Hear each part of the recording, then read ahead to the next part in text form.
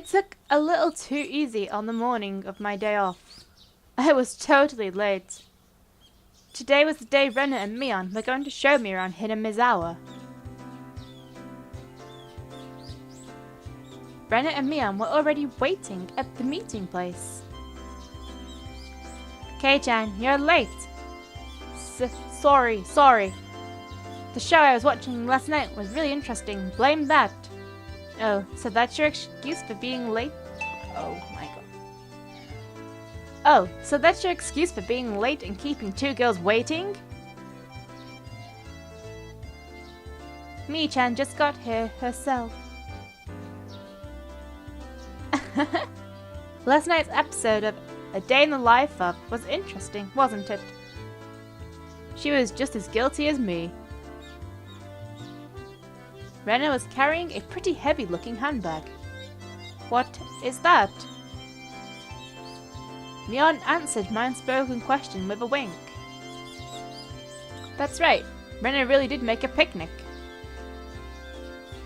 Kei-chan, after you left, Rena pulled out all the stops. It's not like I forced her to do it. It was nothing, so don't worry about it. She's been like this since last night, you know. Can you take responsibility for this? Alright. I am a man, after all. I'll take responsibility. Huh? Responsibility? For what? For what? As we both turned around slowly to look at Rena, our gazes drifted downward to the massive handbag she was carrying. It didn't seem logically feasible that it would be entirely filled with lunchboxes. Except this was Rena we were talking about here. About 2 kilos, I guess. When Rena was picking it up, I could see she was struggling a bit. I say 5. You're exaggerating. Keiichi-kun is a boy, after all. I thought he could probably eat a lot, so I made a lot, okay? Let's get going. Heave ho. Just from the way she was lifting it up, I couldn't believe the only things in there were lunch boxes. Correction, I say 5 kilos too. I'll help out, but all of it needs to be eaten. Won't forgive you if you make Rena sad, got it? The only thing I could do at that moment was exercise a bit to make myself hungrier.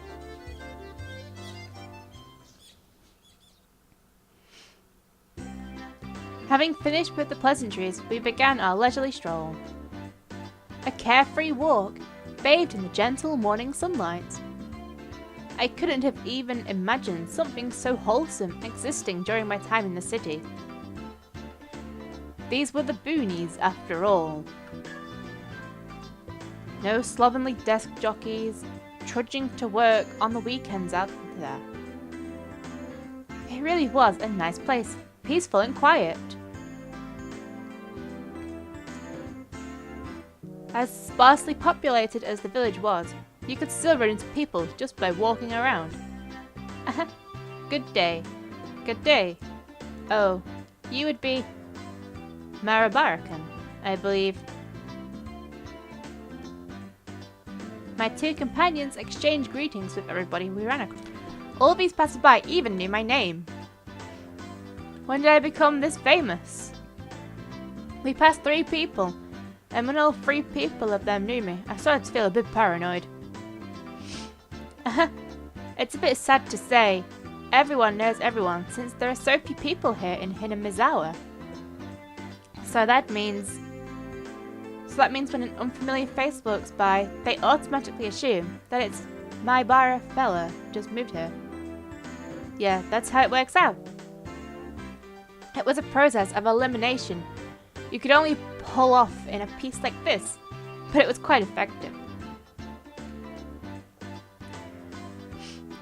From now on, I'd better make sure to maintain a good reputation. The day I'm discovered accidentally gawking at a dirty magazine in the bookstore, I can expect all the villagers labeling me as a lech by the next day. Hinamizawa is not to be trifled with. That's not the end of this nightmare. Of course I know them. The first person we met was old man Saigzu from the Makino bike shop. His hobbies are bonsai and playing the flute.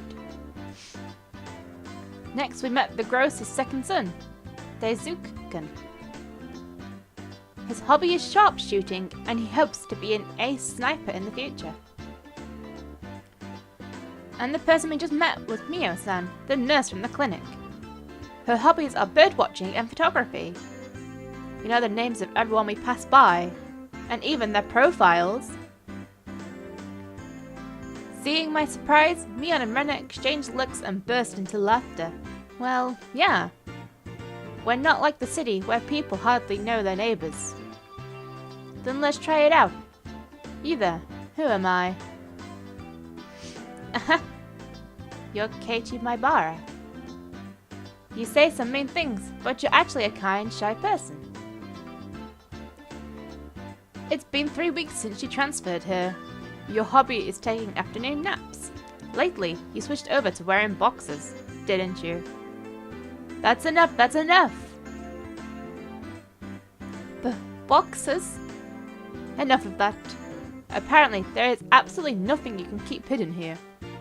Hinamizawa was not a place to be trifled with.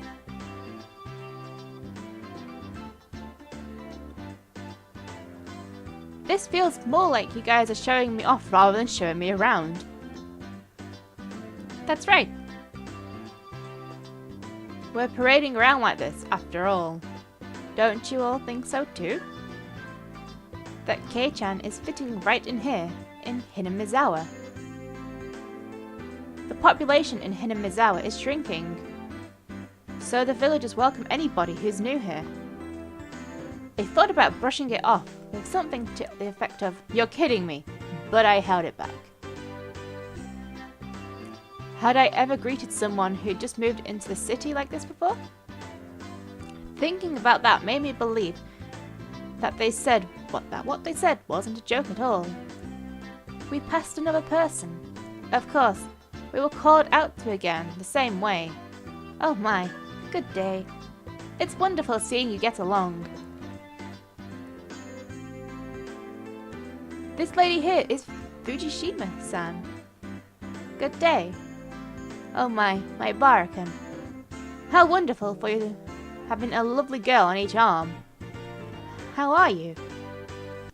Getting used to life here? Instead of regurgitating a prepared response like I would have in the city, I responded with an empathetic nod. The old woman chuckled, voicing her appreciation of how energetic I was. Good. As I looked back over to Rena and Mion, they gave me a wink. So now then, about time to have lunch, maybe. Rena's brilliant smile signaled the approach of an event that both Mion and I were trying to forget. We both looked at each other. I'm a man, I'll do what I can, but it's just too much. It's fine, Kei-chan, leave it to this old man. Mion has never seemed as reliable as she does right now. I'd expect no less from the class representative. Rena, if we're going to eat, we might as well go somewhere with a good view. Yes. Good idea. I agree. Rena nodded her head happily in response to Mion's proposal.